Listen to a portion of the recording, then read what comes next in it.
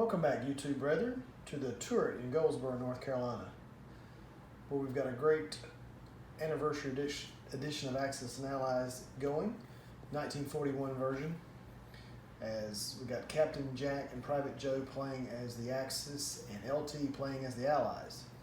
Great turn last round by LT, taking a shot in the dark there, bringing that bomber and fighter after the carrier with fighter on it. Got a little lucky with that 4-hit die roll, but it all worked out for him and turned out well, and he destroyed 3 transports along the way, along with the carrier and fighter. So Japan's going to have to start all over again with their fleet there off the big island. But anyway, so this is the Germany's turn, round 3, so G3. What we've got going here is the purchases. First, we're going to repair 5 damage on the factory there, so there'll be 1 damage remaining on that factory, because there was 6 done on the bombing run last time by the UK bomber. So again, we're repairing 5 damage.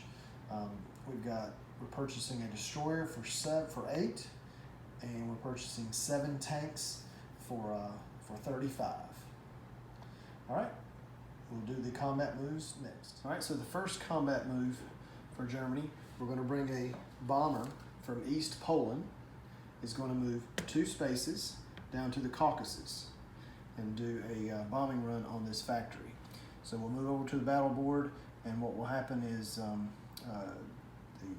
Russia will have 1 AA gun to fire, and see what happens. All right, so here is the roll for the AA gun in the Caucasus against the German bomber.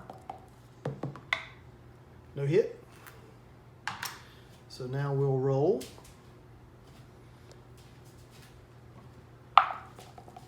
One 6-sided die to see how much damage that bomber makes.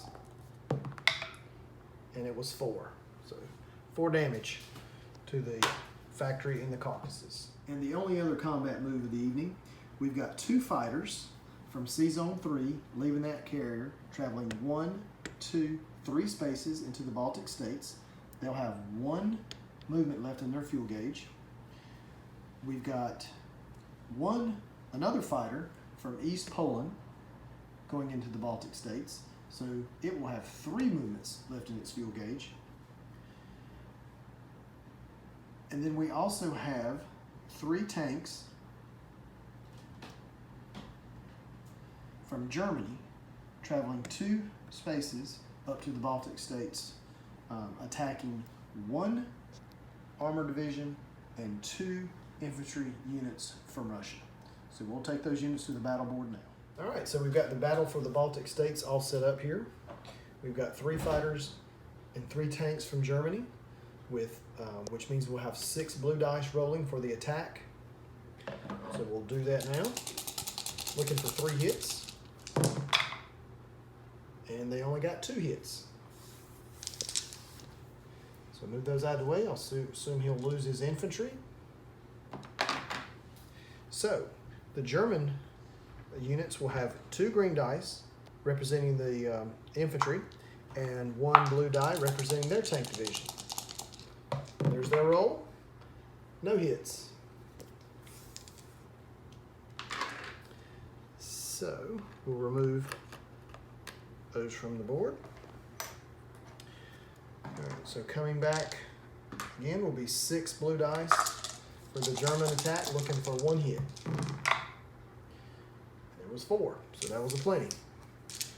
All right, so that Russian armor division has 1 last roll left. Let's see what it can hit on its way out. 0. Wow. Sorry about that, LT. I guess those blue dice are starting to even out after all. All right, so we'll move these back to the board now. All right, so for non-combat moves, we're going to take the carrier that was in Sea Zone 3, move it 2 spaces into Sea Zone 5.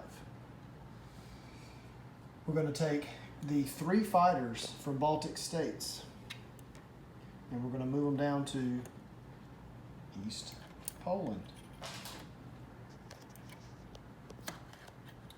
We're going to take 2 of the tank divisions and move them from Germany. We're going to move them 2 spaces into East Poland. We're going to take another armor division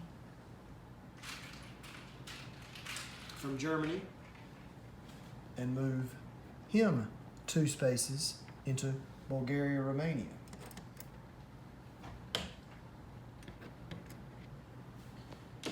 We're going to take this artillery unit, which we had forgotten we had until LT pointed it out to us, and move it to Poland.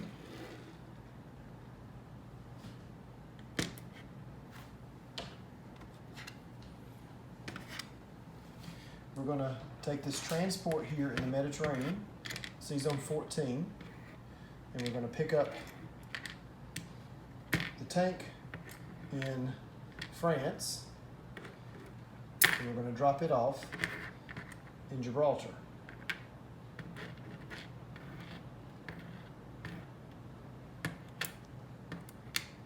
That's the deal with my tweezers tonight. All right, so also we're going to take the bomber that had 4 spaces left from the bombing run, and we're going to move it back to Germany. 1, 2, 3, and 4. So you had 4 spaces, 4 movements left in its gas gauge, fuel gauge. So I think that concludes all the non-combat movements for Germany. So we'll place units now. We repaired 5 damage, so there's only 1 damage marker under the German factory now. We're going to place 7 armor divisions down in Germany. And we're going to place a destroyer in Sea Zone 5 with this carrier. All right, so for the collect income phase, I did want to notate, and I apologize for not doing this earlier, but for Germany collecting the, for recapturing the Baltic states, they moved up 1 IPC to 33. Russia moved down from 29 to 28. So Germany will now collect 33 IPCs.